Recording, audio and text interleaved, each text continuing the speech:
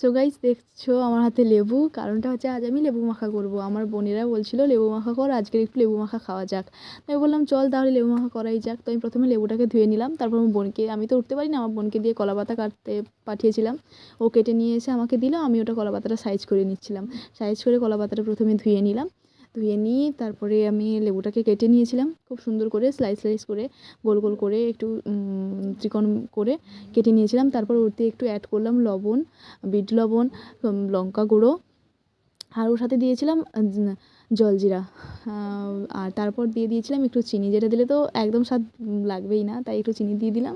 তারপর ভালো করে মাখিয়ে নিলাম, ভালো করে মাখিয়ে নেওয়ার পর দেখো আমার বোনেদেরকে দিয়েছিলাম, ওরা খেয়েছিল, ওরা খেয়ে বলছিল দারুণ। তারপরে দেখো আমিও ভাবলাম চল তোরা যখন টেস্ট করে এত সুন্দর বলছিস আমিও খেয়ে দেখি। আমিও যখন খেয়ে দেখলাম সত্যি খুব সুন্দর হয়েছিল, তোমরাও ট্রাই করে দেখতে পারো।